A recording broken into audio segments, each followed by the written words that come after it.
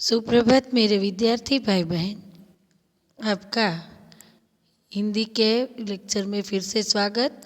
हमने पाठ 22 भीतरी समृद्धि में देखा था, कहाँ तक देखा था? तो आज तक कोई दर्जी ऐसी कोई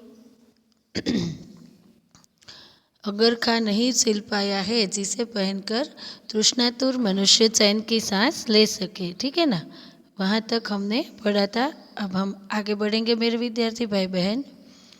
कहा जाता है कि पंपी नगर के खंडार में पंपी नगर के खंडहरों में खुदाई करते हुए एक नरकंकाल प्राप्त हुआ था। કહેવાય છે કે પોમ્પી નગર છે ત્યાં એક ખંડેરમાં ખોદકામ કરતા વખતે નરકંકાલ એટલે કે એક હાડ પિંજર મળ્યું હતું। उसकी मुट्ठी खोलने में काफ़ी परेशानी हुई थी। ये हाड़ पिंजरनी मुट्ठी खोलवा माटे बहुत तकलीफ पड़ी थी, परेशान थया था एम। मुट्ठी खोलने के बाद पता चला कि मृत व्यक्ति ने अपने हाथ में सोना पकड़ रखा था। मुट्ठी જ્યારે ખોલી, એ હાડ પિંજરની મુઠ્ઠી જ્યારે ખોલી ત્યારે ખબર પડી કે એના હાથમાં શું હતું, તો કે સોના પકડીને એ સોનું પકડેલું હતું। એ હાડ પિંજરની મુઠ્ઠીમાં સોનું હતું એમ। इस प्रकार इस शहर के एक व्यापारी ने अपनी अंतिम सांस लेते समय तकिए के नीचे से पैसे से भरी हुई एक थैली बाहर निकाली थी तथा अपने प्राण त्यागने के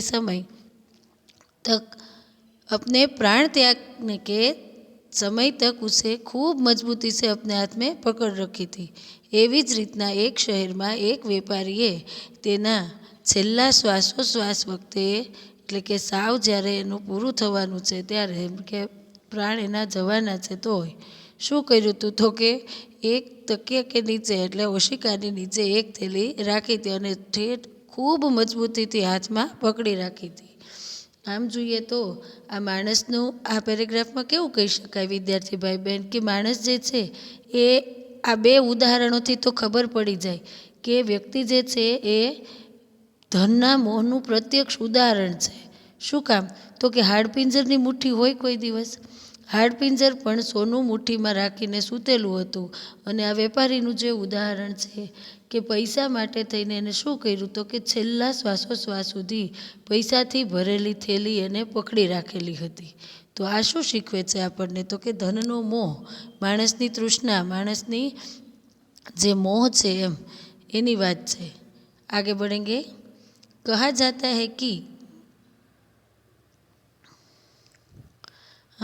हमारे यहाँ पहले डाल डाल पर सोने की चिड़िया रहती थी।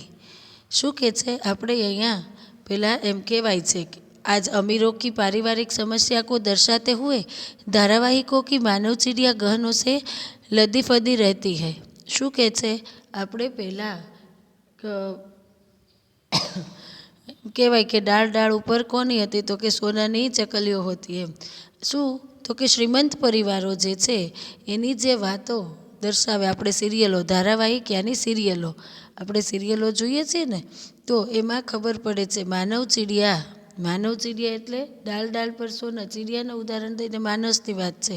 એ લદ્દી ફદ્દી રહેતી હતી, એમાં રચ્યું પચ્યું રહેતું હતું।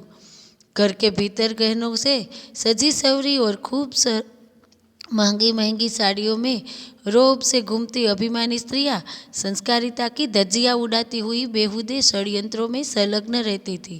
શું દેખાડે છે, આપણે જોઈએ છીએ ઘણીવાર, બધા સિરિયલો જોતા હશો આપ સૌ।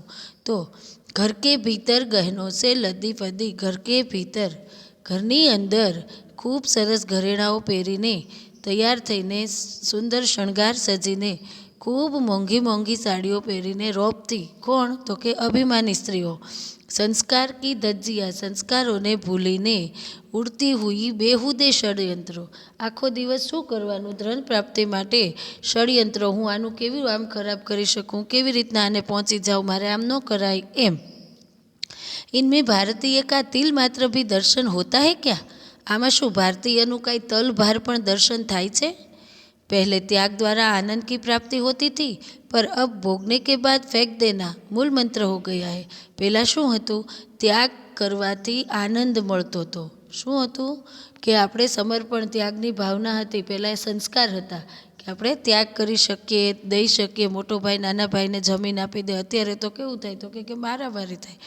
તો પહેલે ત્યાગ કી ભાવના કે દ્વારા આનંદ કી પ્રાપ્તિ હોતી હતી, સૌને આનંદ થતો હતો. અને હવે અત્યારની પરિસ્થિતિમાં ભોગને કે બાદ ફેંક દેના, તો કે ભોગ ભોગવીને યુઝ એન્ડ થ્રો મૂળ મંત્ર હો ગયા હે.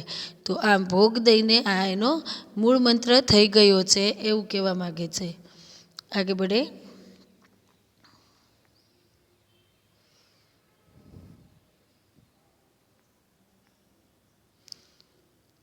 आज के जीवन में धन ही जीवन का नियंत्रक परिबल बन गया है. આજના જીવનમાં ધન જ માણસનું પૈસો જ સર્વસ્વ બની ગયો છે. અતઃ आज के मनुष्य की वृत्ति व प्रवृत्ति दोनों ही भ्रष्ट हो गई है. જેથી માણસોની વૃત્તિ એટલે બુદ્ધિ, જે કામ કરીએ એ વૃત્તિ, અને પ્રવૃત્તિ એટલે જે કાંઈ કામ કરે છે તે, એ શું થઈ ગયું છે તો કે વૃત્તિ અને પ્રવૃત્તિ બંને ભ્રષ્ટ થઈ ગઈ છે. તો આમ अमीर को और अधिक अमीर बनने के लिए धन की प्यास है, जबकि गरीब को अपना तक ढकने के लिए रुपयों की ज़रूरत है. પૈસાદાર માણસને હજુ વધુ ને વધુ પૈસાદાર થવાનું તરસ છે. એટલે કે હજી કેમ પૈસાદાર થવાય, કેમ ખોટું કરી શકું, કેમ ઝડપથી પૈસો મેળવી શકું, એની તાલાવેલી છે. અને ગરીબ માણસને પોતાનું તન ઢાંકવા માટે રૂપિયાની જરૂરત હોય છે. ગરીબ સ્વયં ખૂન પસીના એક કરકે ધન કમાતા હૈ. ગરીબ માણસ જે છે તે રાત દિવસ જોયા વગર ખૂબ જ મહેનત કરીને પૈસા કમાય છે. જબકી અમીર દૂસરો કો ઉલ્લુ બનાકર ધન કમાતા હૈ.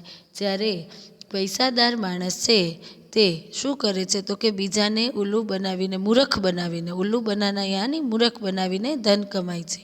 यदि गरीब अपने गहने को संभाल सके तो उसका गहना तो केवल स्वाभिमान ही है.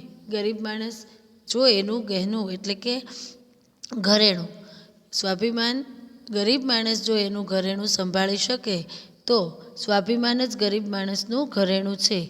સૌથી પહેલાં તો આપણે જોઈએ તો સ્વાભિમાન એટલે પોતાની માટે કરેલું માન એટલે સ્વાભિમાન. આપણે કોઈ થોડીક લાલચ માટે વેચાવવું જોઈએ નહીં, એ સ્વાભિમાન. શું ત્યાગની ભાવનાને પહેલાં આપણે શ્રેષ્ઠ સ્થાન મળતું. અને હવે શું થયું તો કે માણસમાં ભોગની પ્રવૃત્તિ વધી ગઈ. અને ભોગથી મેં તમને આ પહેલાંય કીધું કે ભોગ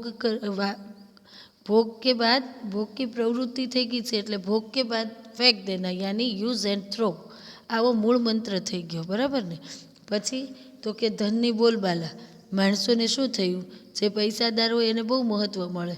અધિક ને અધિક કેમ ખોટું કરીને આગળ વધી જવું, કેમ ખૂબ ધન કમાવું, કેમ ધન કમાવું. અને ગરીબ માણસને શું થાય તો કે પોતાનું પેટ ભરવા માટે અને ઝડપથી એને પૈસાદાર થવા માટે એ ધનની પાછળ દોડ્યા કરે છે. આમ आज के लिए इतना ही. अपना ख्याल रखिएगा. धन्यवाद.